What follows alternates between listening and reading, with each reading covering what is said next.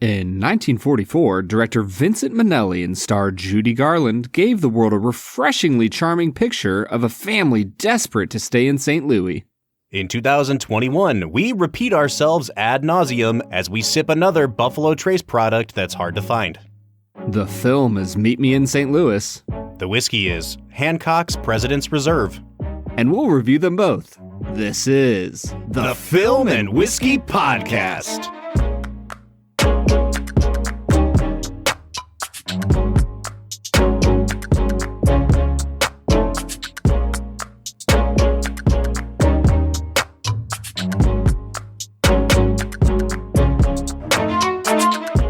Welcome to the Film and Whiskey Podcast, where each week we review a classic movie and a glass of whiskey.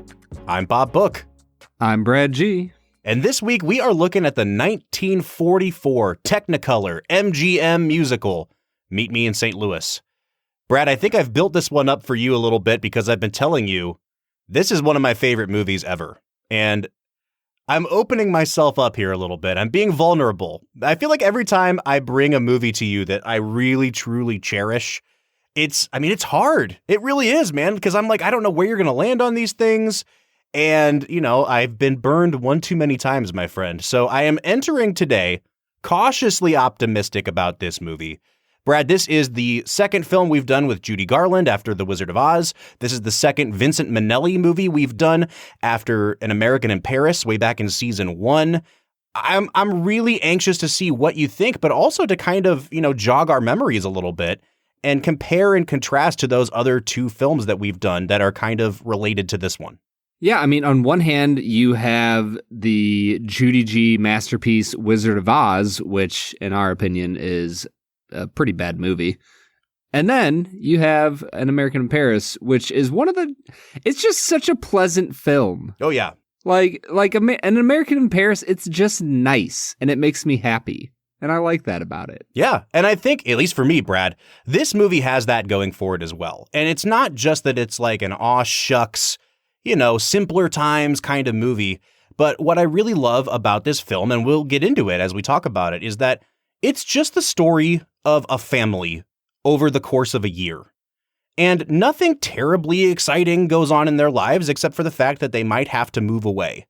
They invest so much time and so much energy in making you believe that these people on screen really are a family and really care about each other, that you really do get caught up in, the crushes that the girls have and the mischief of the younger kids, and then the idea that they might have to move away. I love that this is a low stakes movie because in so many ways, I think it does resemble real life that way. And it's just so near and dear to my heart. Yeah, there's a lot going on for it, and I'm excited to get into it. But before I start, postulating on why this movie is going to be cast into the fiery furnace at the end of the season, I think we should get into Brad Explains. No, you bastard. All right. Well, let's hear it from the horse's mouth here. And horse is a generous term for what I think of you right now. So, Brad, we know this is your first time watching the film Meet Me in St. Louis. And so it's time for Brad Explains, where Brad breaks down the plot of the movie that he has just seen often for the first time. Brad, as we all know, there's a 60-second limit on Brad Explains this season. Do you think you can summarize the plot of this movie in under 1 minute? I think I have a chance at doing it. The film Meet Me in St. Louis is about a family known as, this is going to be hard to remember, everybody, the Smiths. And the Smiths are led by their father, who is a lawyer, and their mother, who is a homemaker, I assume. And it really just kind of chronicles, Bob, you already said it. It chronicles their life for a year. The main character of the movie is Esther Smith, the second oldest daughter of the 4 daughters. And we really just see her kind of, she falls in love with the neighbor boy, Johnny Truitt. She kind of encourages her older sister on a love affair of her own with a guy named Warren who lives out in New York. I think he goes to Princeton. 10 seconds. Yeah, they find out they're moving to New York. Everybody's pissed. Judy Garland sings some Christmas song. The end. Boom.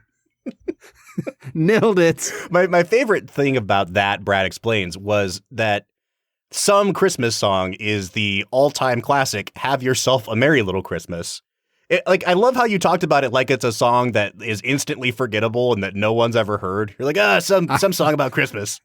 Bob, I'm not going to lie. Under the 10-second gun, I genuinely did not remember what song she sang. You knew it wasn't White Christmas. And so like after that, it's like, well, I don't know, forget it. It's some Christmas song. Yeah, exactly. All right, Brad. It was up on the rooftop, maybe. Yeah. All right. So you have explained the plot of this movie. I'm going to let you kind of dictate where we go here today. If you want to start talking about like overall impressions of the movie, we can go there. If you want to talk about Minnelli as a director, we can go there. We could jump right into performances if you'd like. So, I mean, what's the most kind of burning thing on your mind when it comes to this movie? Honestly, Bob, for me, I think the reason this family works is because of Tootie, the youngest daughter. Nice. Her character, the way it's written and the way she delivers the lines, the way her acting performance is just phenomenal. It's a great performance by a child actor. Yeah, so this was Margaret O'Brien, who was really, really famous in Hollywood at the time. She was kind of, the new Shirley Temple, because Shirley Temple had become a teenager at this point, and Margaret O'Brien kind of filled that void of the Shirley Temple role in the early 1940s. This is probably her most well-remembered role at this point. And you're right, Brad. I mean, it's not just that she can turn on like the little kid charm, because she does that really well, but her ability, especially to cry on cue, like there's, the Have Yourself a Merry Little Christmas scene, which we'll talk about, is actually a very sad scene in the context of the movie. And it sparks this little girl to cry and cry because she doesn't want to move to New York City. And she basically goes outside and destroys a bunch of snowmen that she's built because she knows that she can't take them with her. And it's a heartbreaking scene. And Bob, this I thought you said we were going to talk about the scene later. Well, we'll talk about the song later. We're talking about the scene right now, damn it. Okay, gotcha. Anyway, she sells it really, really well. The end. Oh, wow. That came so much faster than I was hoping for. Bob, I think that her performance gives like credibility to the entire movie, because a lot of the movie, it borders on the line of being cheesy, and her like impishness and her like ability to talk about like killing people, and it's just so weirdly darkly funny in the middle of this, somewhat schmoozy love drama, just kind of lighthearted teen rom-com. Yeah. That I don't know why, but that performance just grounded the entire movie for me and made me go, oh, I actually like I like all of the characters better because of Tootie. I think that's like the highest compliment you can give an actor in an ensemble like this. And I totally agree with you. She says the kind of things that little kids say when they don't quite understand the consequences of what they're saying. Like I have a 4-year-old son right now, and he doesn't understand the concept of death. And so he's trying to ask questions to understand like what death is and what happens when people die and things like that. But I mean, he's just like, so what happens if somebody kills this person? And what he just like asks these very kind of socially inappropriate questions, but it's because he doesn't know any better. And this little girl, Tootie, in the movie, she's constantly talking about how her doll has 4 fatal diseases, and we're going to give her the nicest funeral in this old shoebox. I've already picked it out. And like the whole movie, she's talking about stuff like that. And it just makes me chuckle because that's exactly how kids that age are. Yeah. And the other thing that kids just constantly have done since the 40s is domestic terrorism in the middle of streets during Halloween. And like we see Tootie like rise to the occasion in the midst of that. There's an extended sequence in the middle of this movie. And, to break the movie down a little bit more, it's broken up into 4 chapters, basically. It tells the story of 4 seasons over the course of a year, 1903, leading up to the World's Fair, which is opening in St. Louis in 1904. And in the autumn sequence, it's a really extended Halloween scene with the 2 youngest daughters. And if you've ever seen some of those old pictures of how kids dressed up for Halloween 100 years ago, this does a really good job of replicating that. Like, they're very scary looking children. And apparently the custom at the time was to just burn furniture in the middle of the street and go around and hit your neighbors in the face with a sack of flour and tell them that you hate them. And this was just acceptable behavior. And I just I texted you that, Brad. I was like, oh, apparently just domestic terrorism was cool 100 years ago. Yeah. It's just it was the thing to do. like nowadays, parents are worried about that one poison candy bar out of like the 10 million candy bars that get handed out. Back then, man, you had furniture like stolen off of your porch and burnt. Yeah. In the street. Yeah. So we pretty much have it lucky nowadays. You know, one of the things that when I was doing research on the movie, apparently the production code, they had the censors at the time. They sent this movie off to the censors and they sent it back with a note saying, you can't say that the kids are stealing furniture to burn in the street. Like they can burn it in the street, but you can't imply that they stole it. So like they're getting really, really particular about what crimes were okay for children to commit. Well, honestly, that probably led to one of the funniest lines of the movie when I think it's the oldest daughter, Rose, but it might have been Judy G. But they get off the phone and they're like, oh, Mrs. Such and Such, their neighbor is like, I pulled the hammock off and set it on the front porch. Can you tell them to just put it back when they're done? like everybody knows that these kids are going to be stealing stuff off of people's porches. I kind of love that, though. You know what I mean? It's like, it's brilliant. It's like the children version of The Purge. Once a year, they're just going to come hit me with flour and then we're good for the rest of the year. Yeah, we're good. All right, Brad. So I want to talk a little bit about this movie as a quote unquote MGM musical, right? And I think that for those of you who have seen old musicals made by the studio MGM, you have an image in mind of what that means. It's, your Gene Kelly Singin' in the Rain and American in Paris. This movie, I think, really kind of stands alone in that it is a musical, but it only has, I think, 5 original songs in it. And the songs really arise out of the plot more than, someone gets on stage and performs a tap dance number like you would see in a lot of musicals at the time. And I think that really kind of made me think for a while about what makes a movie musical a musical. And this is a question that has come up a bunch. The most recent version of A Star is Born with Lady Gaga, that really brought the question up again, too, because all the songs sung in that movie are being performed by people who are playing performers. So it's not that they're like singing in their everyday life. Like the characters they don't just break into song. In this movie, they do. And yet I think some people might be tempted to not call this a musical because there are so few songs in it.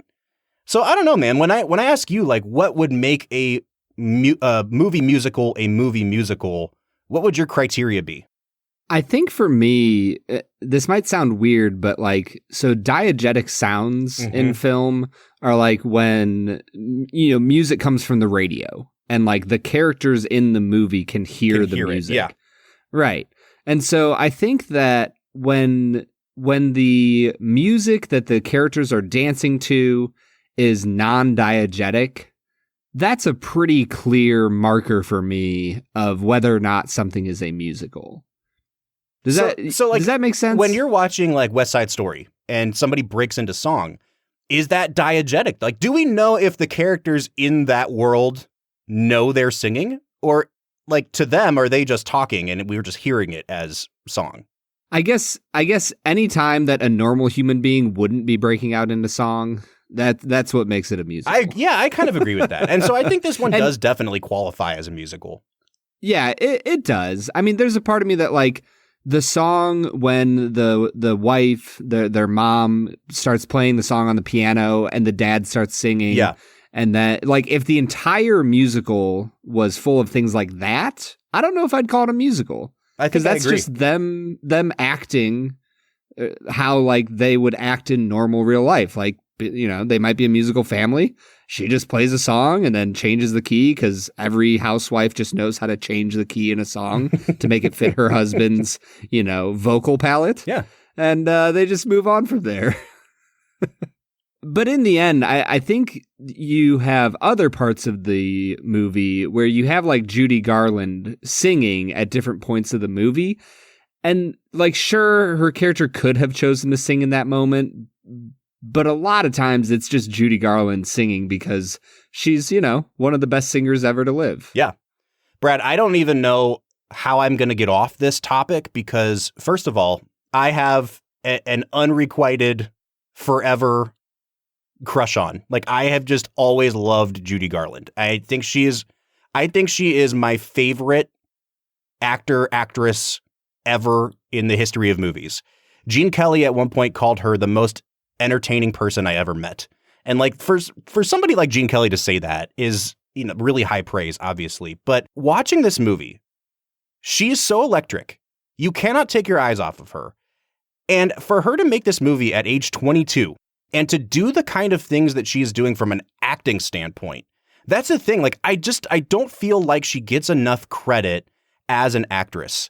And way back a few months ago, Brad, we did our Patreon bonus episode where our patrons asked us questions. And I talked about this in that episode, that she has this moment in this movie where she has a crush on this next door neighbor, John Truitt. She has kind of convinced him to come inside and help her turn off all the lights in the house. It's very, it's filled with this kind of tension. Are they going to kiss?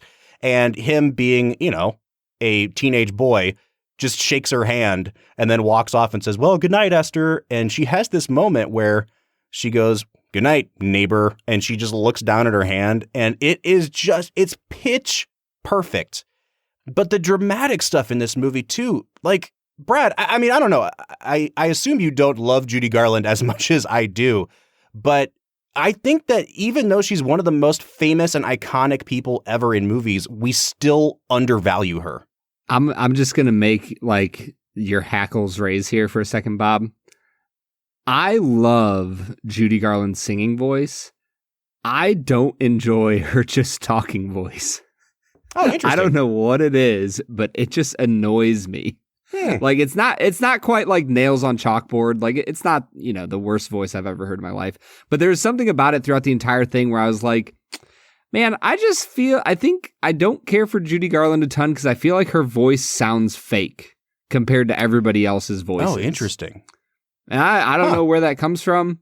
I think it's something that I've thought about with Wizard of Oz before, but with Wizard of Oz, that's something I grew up watching, so I guess I didn't really think about it a ton when we watched it. But this time through, it was like, I don't know, 30 or 40 minutes into the movie, and I was like, man, I just don't know what it is about Judy Garland, but her voice just, it's not my favorite. I'm so sad.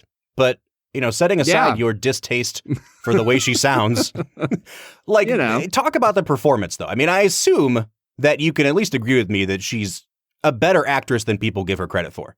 Oh, bro, she's the best actress in the movie. Yeah. Like far and away, her performance. Obviously, I think Tootie as a child actress does a phenomenal job. But the way that Judy interacts with all the other characters in her, and usually this word has a negative connotation, but I'll use it in a positive way here. The way that she softly manipulates people around her, and it's always with a pure heart, is just, I don't know, it's almost like adorable. You know what I mean? Yeah. Oh, absolutely. That's a perfect word for it, Brad.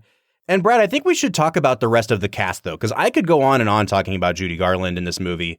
And we'll probably bring her up more and more as we talk about how Minnelli uses her in this movie.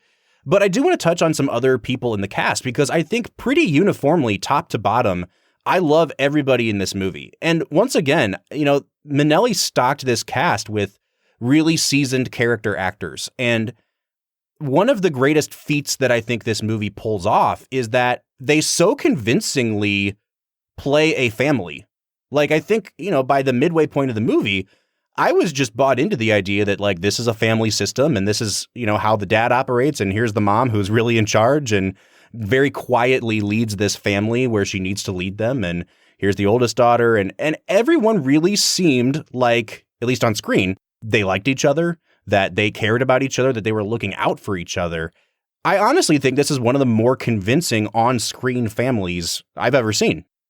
Yeah, Bob, I'm right there with you. I feel like when you watch this family, you can see the quirks and the oddities of each individual character that makes them endearing. And then you can also see why the other characters in the movie love them, hate them, get frustrated by them, are encouraged by them.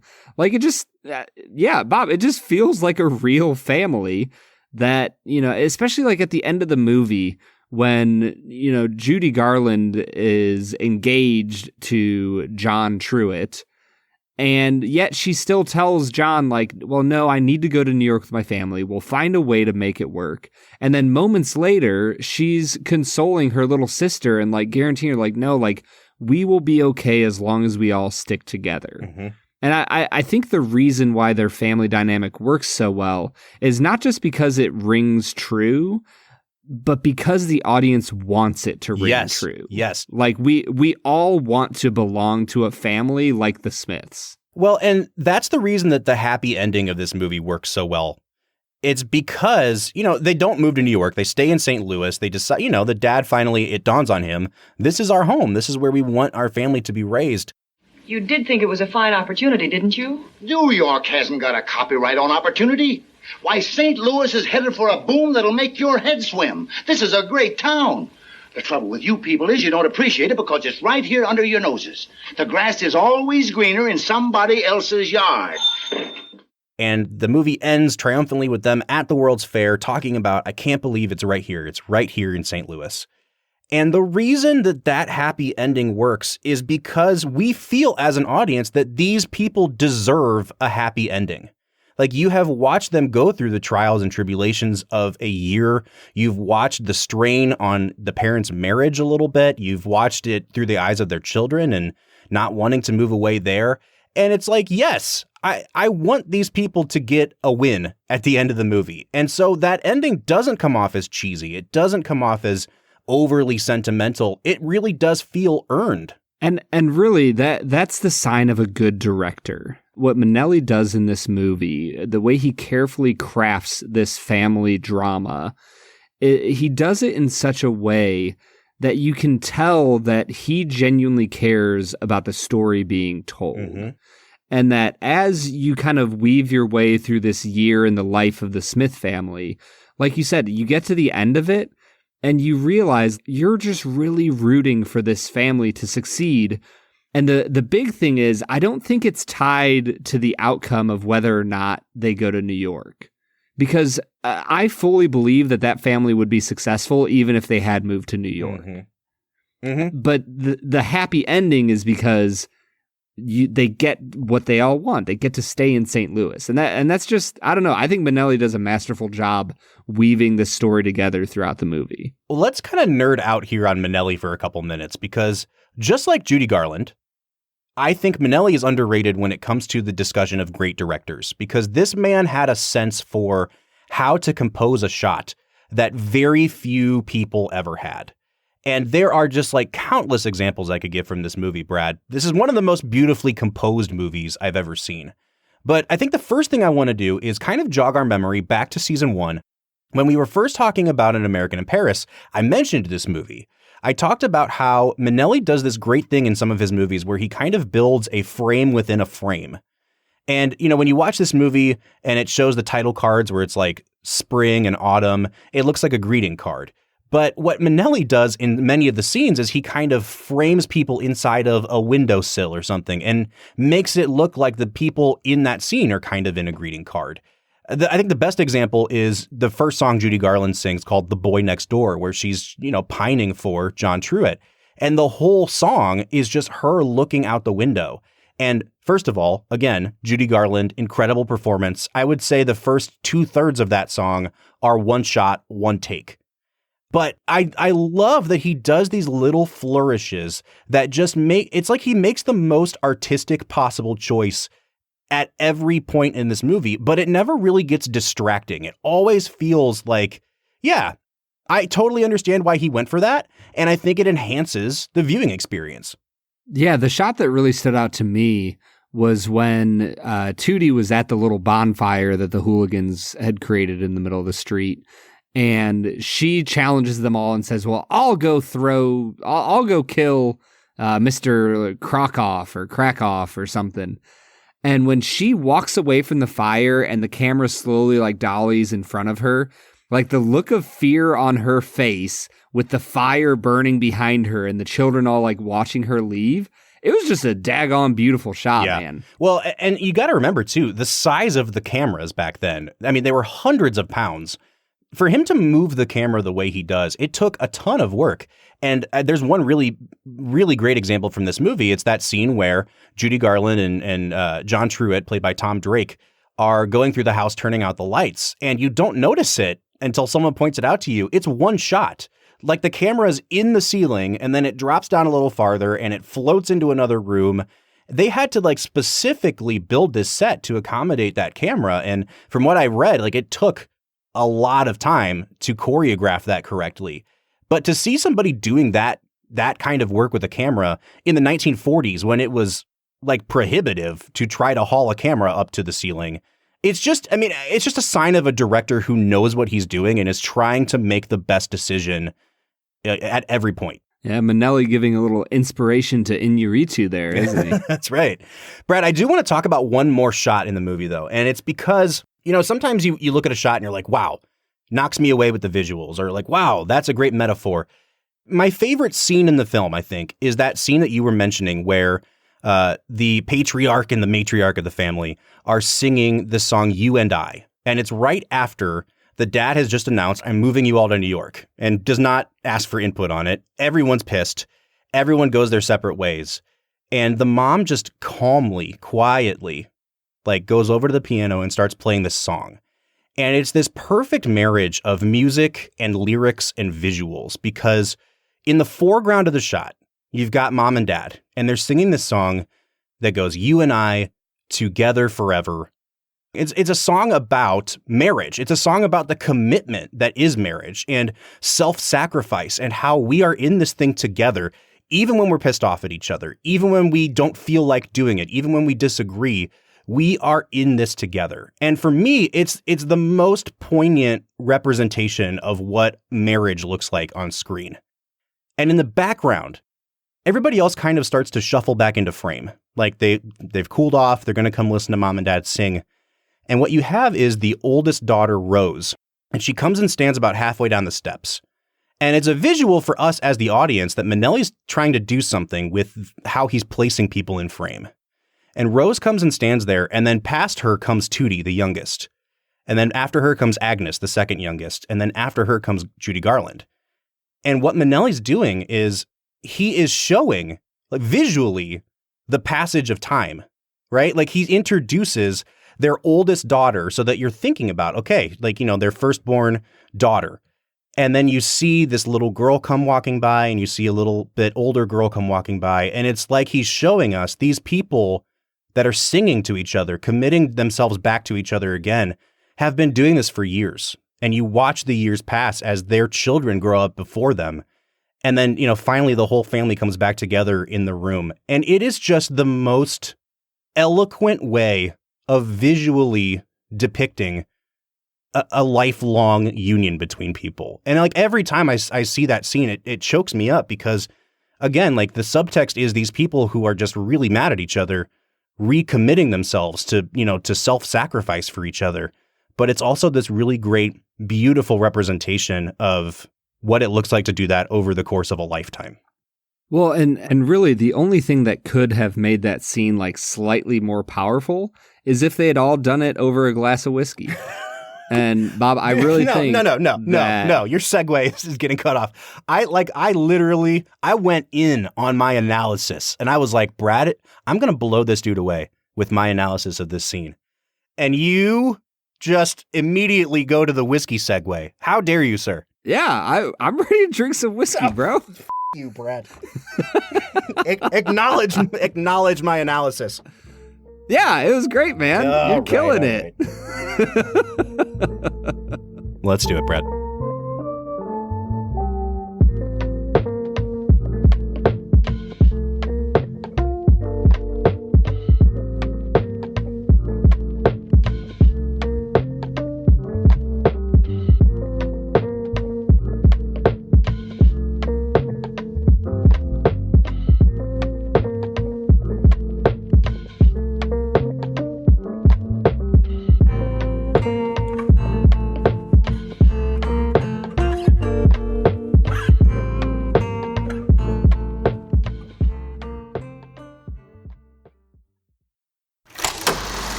All right, so today we are checking out Hancock's President's Reserve. Brad, this is a single barrel bourbon that comes from the Buffalo Trace Corporation, our favorites. This is from their Mash Bill number 2 recipe, which is rumored to be a high rye recipe.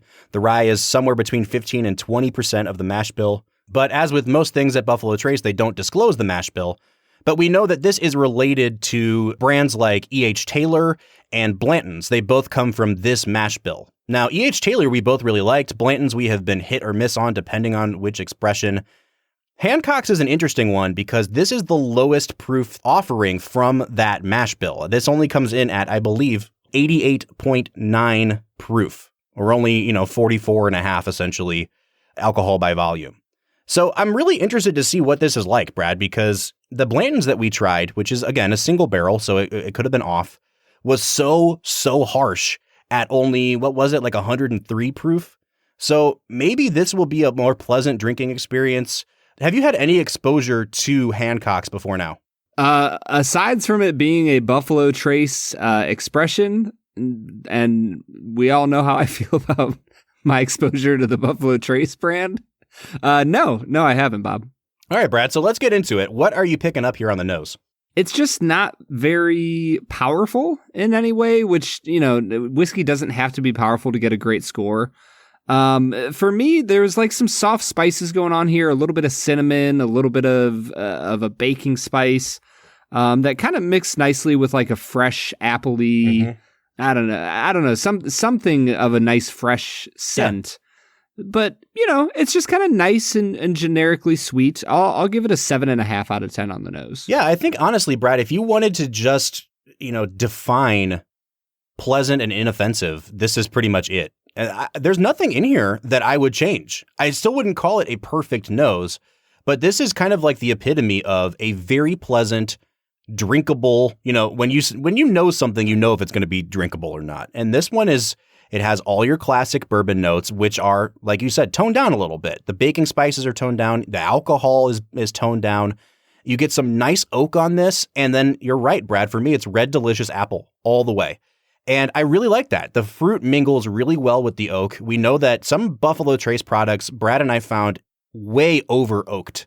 So I'm looking forward to this because I think maybe at the proof point, watering it down a bit will really help to mitigate that.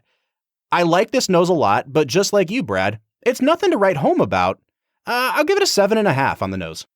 Yeah, and as I get into tasting this, there's just not a lot going on here. I feel like there's some sweetness going on. That apple note is continuing on for me. It gets decently oaky and a little bit spicy. And it's not really working for me a ton. It's pleasant on the palate, but not great. I'll give it a 6 out of 10. Oh yeah, I'm not really enjoying this on the taste, Brad. And it really did seem to flip a switch towards the back. It is very drastic. Front of your tongue, front of your palate to the back of the palate.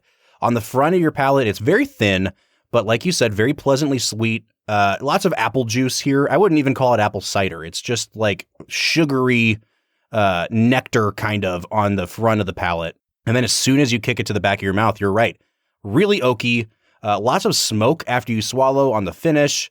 And it does it borders on going bitter and a little bit sour on the end. And that's incredibly disappointing because there was a lot of promise up front.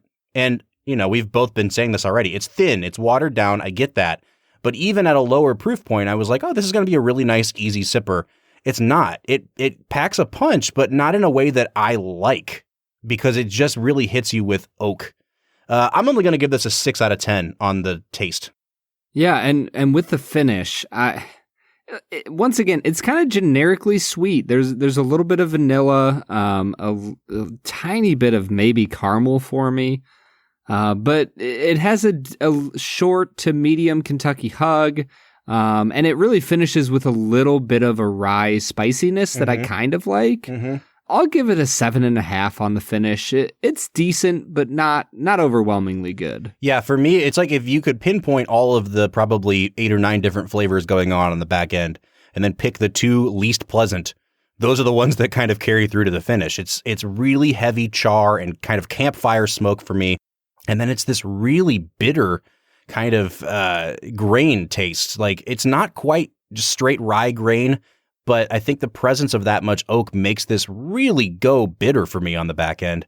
There's not a lot, like you said, there's not a Kentucky hug. There's not a lot of chest burn. Again, it's only 88 proof, so I wasn't expecting much there. But even when it just comes to the flavors that are left behind on the palate, Brad, I think I can only give this like a 5.5 on the finish. And that brings us into our balance score. It's a nice little pour. There's little pops of flavor here and there, but nothing really stands out. I'll give it a 6.5 on balance. It moves from each part to the next decently. Really, the flavor palette is where this really struggles. Yeah, I'm going to give it a 6. If I took value into consideration, I'd probably give it a lower score, but that's why we have a value category unto itself. If you told me this was a $20 whiskey, I'd be like, yeah, that makes a lot of sense. This drinks, the funny thing is I just bought a bottle of Benchmark the other day, which was the very first one we ever tried on this show. I wanted to see how it held up. This is way, way better than Benchmark, but it's still at a proof point, and it's still so simple and not complex that I would not be surprised if this was only $20 or $25. And that doesn't say much for it. I'm only going to give it a 6 on balance. And that's where things get weird, Brad, because now it's time for the value category. And MSRP on this is $50. You will not find it anywhere for $50. It is going for ridiculous prices on the secondary market. When I just typed the name of this product into Google, the second result on Marketplace was $235 for a bottle of this. I would say that you are lucky if you can get a bottle of this for $100. Like, usually the markup on this is at least double what they ask for it. And that is absolutely ridiculous. And I will say this of it, Brad. I truly hated the sample of Blanton's that we got when it just comes to the regular Blanton single barrel. And I would still say that I would find paying double the cost for that Blanton's more justifiable than paying $100 for this. This is $25 whiskey that is commanding over $100 on the market. Yeah, Bob, with us watching such a pleasant movie in Meet Me in St. Louis, I feel that today is the day, the one day I will give a reprieve to the Buffalo Trace Company. What? And just say, you know what? Let it be, man. I'm fine. I'm going to give it a 2 out of 10 on value, but I'm not going to rant about it. If you need to hear my rants, there are plenty of episodes. Go check them out. I don't even know what they are.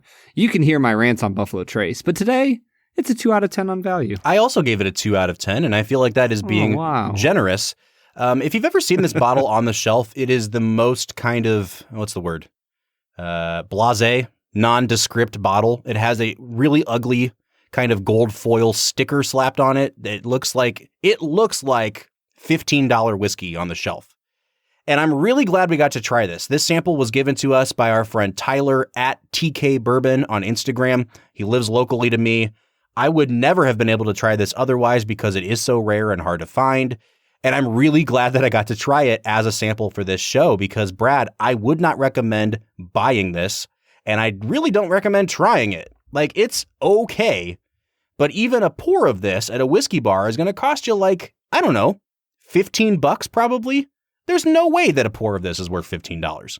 Yeah. Bob, you're trying to suck me in to talking crap about Buffalo Trace, and I'm not going to do it today. Oh, I'll do it. I'll do it for the both of us, man. Do it, man. Go. Yeah, you go for it. You got this, Bob. I'm coming out to a 27 out of 50. Brad, where are you at? I'm at a 29.5 out of 50. Really taking mercy on this one, I see. Yeah, I mean, you know what? This is the first whiskey in a while, Bob. Now that I'm thinking about it, I don't know the last whiskey that you and I both came out under a 30 out of 50 on. No, it's been a minute, and we've had some bad whiskeys on this show. Now, I will say, I don't think this is a bad whiskey. If this was priced at the price of regular Buffalo Trace, well, what it's supposed to be, and was $25, I'd say, yeah, maybe this would be a good entry-level bourbon for some people. It's never going to be worth what it's commanding out there on the secondary market. Bob, you keep pushing me here. Do it. Screw Buffalo Trace, man. Why the hell do they put this whiskey out And they expect people to pay freaking top dollar for it, and they try to drive it up because they only release a little bit of it, and they make it a mystery because they barely put any information about it. You have to go to Sazerac's website to find any, information about this stupid freaking bourbon that's garbage. Like, what are they doing? I hate that and now I'm going to turn on the whiskey community for a second. I hate that the whiskey community buys their shit.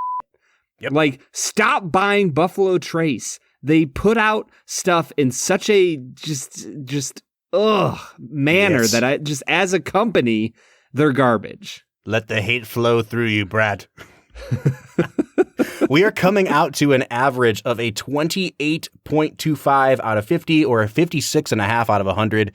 I do not recommend. Bradley, I can tell you do not recommend. Here's the thing, Bob. If they put this out, even at let's just say $35, and they made it widely available and everybody could try it and go, yeah, it's not quite $35 whiskey, but okay, that's not the biggest, dent in my wallet. I'd be fine with it. But they put it out at $50 a bottle. They barely release any of it. Don't buy this. Just don't. I am actually feeling really good now because no matter what you were thinking about Meet Me in St. Louis before this, I know now that you will like that movie way more than you like this whiskey. So, Brad, what do you say we hop back into talking about Meet Me in St. Louis? I would love to do that, Robert.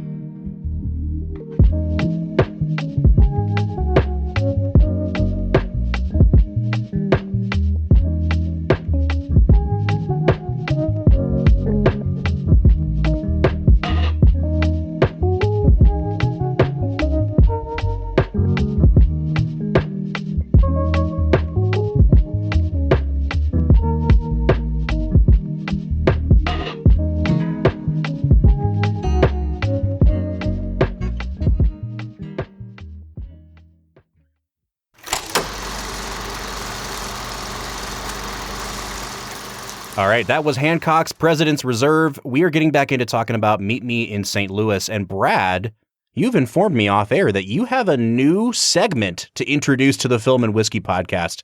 I await this with bated breath, my friend. Yeah, so last week we debuted a new segment called Why the Hell Is He in This Movie? This week we're debuting the new segment that I am going to call Director Swap. And Bob, as you were talking about the end of this movie, that this movie kind of inspires hope in any viewer, I kind of talked a little bit about how this is the family that we want to be true, that we want to be a part of, and that really coalesces at the end of this film.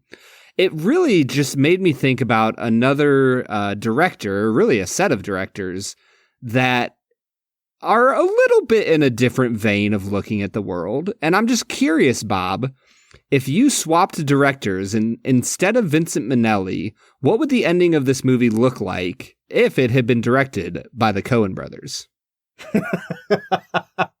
By the Coen brothers. Well, it'd be much more nihilistic. I don't know. I'd love to see the No Country ending, just superimposed onto this movie, where Tootie actually does end up just kind of killing everyone Yes. in a very cold and calculated way, and then just wanders off. And then it cuts to John Truitt, and he's like, I had a dream that they were going to go to New York and they were going to live a good life. And then I woke up. And then that's the end of Meet Me in St. Louis. Just cut to black. The end. Finn. Oh man, this is going to be a great segment, Brad. Director swap. I love it. Yeah, I'm a big fan so far. I just couldn't get over the idea of Anton Chigurh being in this movie. Heads, we go to New York. Tails, we stay here. Call it. Judy Garland's like, I need to know what I stand to lose. And he's like, no, you don't. Call it. Your whole life is good. Oh, man. I love this, Brad. All right. I am actually going to, in the spirit of that, I'm going to resurrect a segment we haven't done in a while, and that is Hot Takes. Hot Takes. Now, normally, Hot Takes is where we look on IMDb or Amazon Prime and we find 1-star reviews of the movie we were reviewing that week. Brad, this is going to be the most unique hot takes ever because in doing research on this film, I found a book that was written about this movie for the British Film Institute. It's a fantastic little book. And they were talking about the fact that this movie had basically no complaints come into the studio afterwards, which is, really saying something because people love to complain. And they said only 2 complaints were received by people who had seen this movie back in 1944. Wait, so what you're saying is this is a hot take from 1944? From 1944. We're throwing dude, it I'm back. excited. So one of the 2 complaints that was written into the MGM studios was from a Mr. A.P. Broadfield from Poughkeepsie, New York. And this is what he said. "Gentlemen, I witnessed the showing of your picture, Meet Me in St. Louis, and enjoyed it very much. However, I did see a flaw in the scene in the dining room while having supper. Mr. Smith crunched on celery, which was of the Pascal variety. I do not believe that particular kind of celery was in existence in 1903. Thank you very much for the enjoyment of a really nice picture. I am very truly yours, A.P. Broadfield." Dude, That's it. This man wrote a letter to just tell them, hey, I found this man would fit right into the DCEU fandom. This dude wrote into the studio to say, I recognized the celery and it is not historically accurate celery. this letter is proof that internet trolls existed before the internet. Nothing against Mr. A.P. Broadfield. I don't know what he did in his day-to-day life, but the fact that the thing that has survived him the longest on Earth is a letter that he wrote just shitting on MGM about their anachronistic use of celery is the funniest thing I've ever seen, dude. Because that's the thing that you look for in movies, man, is horticultural aspects of set design and choices. We'll need to introduce another segment that's just called Celery Watch. Just from now on. Is that historically accurate celery? I don't know. I'm not sure. This has been another episode of Celery Watch. Brad, before we get out of here today, I do want to talk about the song Have Yourself a Merry Little Christmas. And this movie does have really good songs in it, for only having a few. The trolley song that Judy Garland sings is one of the most famous musical songs. And there's so many directions we could go, but I want to make sure we talk about Have Yourself a Merry Little Christmas. The song was written for this movie. Judy Garland is the first person to ever sing Have Yourself a Merry Little Christmas. And I think that the thing people don't really realize is that once the song kind of hit the airwaves, they changed the words a little bit. And the funny thing is, even the version that we have in this movie was not the original. The lyrics were initially way, way sadder. And Judy Garland was like, I am not singing this. Because initially the song went, have yourself a merry little Christmas. It may be your last. Next year, we may all be living in the past. And she, so that's the Coen brothers. Yeah, there it is. It was that song. So Judy Garland was like, nah, I'm not singing that. But what I've really noticed is that when you listen to the song on the radio now, they only made slight changes, but they really do change the meaning of the song. So in the movie, the song goes, have yourself a merry little Christmas. Let your heart be light. Next year, all our troubles will be out of sight. And, if you've listened to it on the radio, they changed that to from now on. And I really kind of hate that because I love the way that it's written in this movie. And the closing lines of the song where, if you're familiar with the song, it's hang a shining star upon the highest bough. In the movie, it's until then we'll have to muddle through somehow. And not only does it fit the context of the movie really well, which is this family that is really sad on Christmas and trying to find a glimmer of hope to get them through. If you look at the historical context of the movie, this movie comes out in 1944. It's the middle of World War II. Most people who are married to able-bodied men in America are separated from them at this point. They've been drafted into the war. They're fighting overseas. It's a time where people are going through something, and Christmas is not what it normally is. And I just kind of hate that we took a song that I wouldn't even call it a sad song, but I think that there are times in life where, you have to be okay with making the best of what you have. And to have a Christmas song that acknowledges, not every Christmas is going to be this, idyllic Norman Rockwell existence, and that sometimes, you just have to hope that next year, what's ailing me now or what's coming up against me now is going to be gone. And I hate that we've like sanitized that and we've changed it. I don't know, Brad. I'm sure that you noticed the lyrics being a little bit different in the movie than they normally are. Which version do you prefer, or what did you think of the version in this movie? Well, I think that, like with a lot of things, that American culture has taken something that points to just a simple reality, which is this world isn't perfect. Mm-hmm. And we've washed it clean. Like you said, we've sanitized it to a feel-good, like, well, it's Christmas, and from now on, our troubles, well, they're just gone now. They're gone. Bye. And, like, the reality is that I think the original lyrics for the song point to one of the most beautiful, like, absolute truths about this world and the human condition, which is that most problems that when we look at them a year down the road, they're really not that. They're much more of a anthill than a mountain, right? That we're at a point, though, where it's just easier to pretend like no problem is a problem from the moment it happens. And so I don't know. I love the way that the movie presents, like, yep, we're sad right now. We're okay with that sadness. And a year from now, it'll probably be a little bit better. And recognizing that a year from now, it'll be a little bit better isn't impeding or changing the fact that I'm sad right now. And that's okay. Yeah. Well, and I think that's the reason that this has kind of entered my Christmas movie rotation every year. Like, I don't know that I would call this a Christmas movie just because it has a huge Christmas scene in it. But it is important that the emotional kind of climax of this movie happens at Christmas time. You have this really wonderful, beautiful moment where Judy Garland goes to the ball and everything has gotten messed up. John can't go because he doesn't have a tuxedo. And they're playing Auld Lang Syne, and she's dancing with their grandpa, and they're both crying because they have to move away. And he sees John enter from across the room and spins her kind of behind this tree. And when they come out from behind the Christmas tree, it's her and John. And it's just such a touching, beautiful moment that leads right into, like you said, going home and having to comfort Tootie, who is like in hysterics about having to move to New York. And she goes outside and destroys all these snowmen, and she's breaking down, and you finally see the dad have his realization, this is not what I want for my family. And it does resolve in this really beautiful kind of reconciliation where everybody truly understands like the meaning of Christmas. And it wouldn't work if you didn't have like the specter or the idea of the sad part of Christmas hanging over the whole thing. And like you said, Brad, it really does just demonstrate if you want to appreciate what you have, like you have to acknowledge both the good and the bad. And I think that is why this movie works so well for me, because it doesn't shy away from the hard stuff that families go through.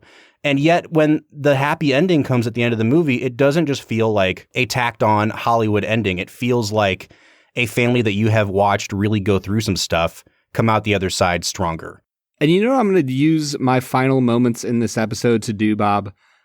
I am going to disparage another movie we watched because of how much better this movie is. Oh, please.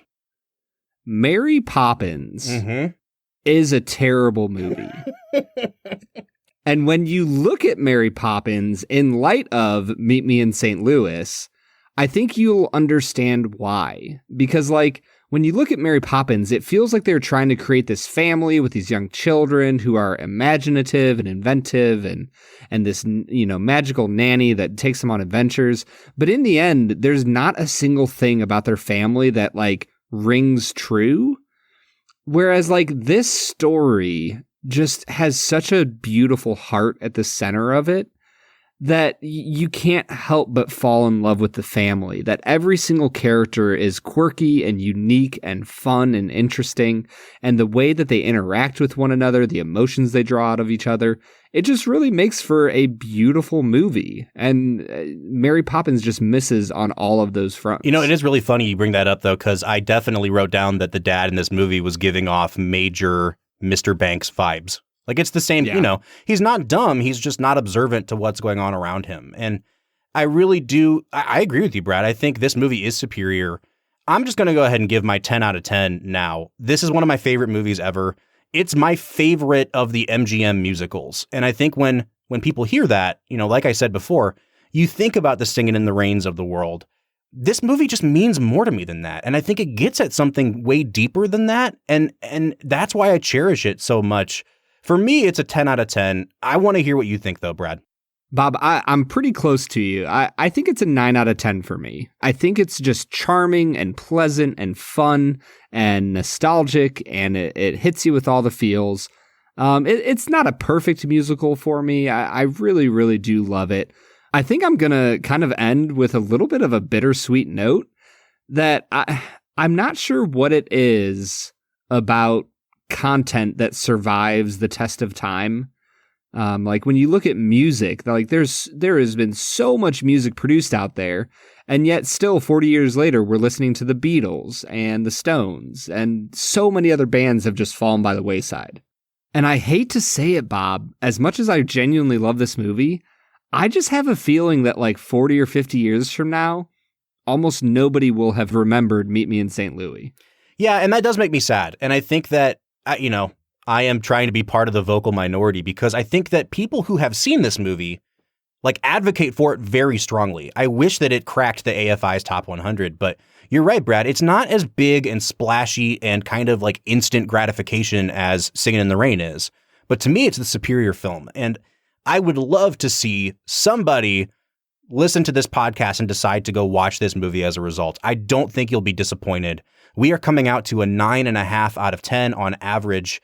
But we want to know what you think. If you've seen Meet Me in St. Louis, if you're inspired to see it by our podcast, let us know. You can find us on social media on Facebook, Twitter, or Instagram at Film Whiskey. Or you can give us a phone call. Let your voice be heard to talk about Meet Me in St. Louis. You can leave a voicemail by going to our website, which is anchor.fm/filmwhiskey. Next week, we'll be back talking about another surprisingly sweet movie, Cameron Crowe's 2000 comedy, Almost Famous. We'll see you next week for that. Until then, I'm Bob Book. I'm Brad G. And we'll see you next time.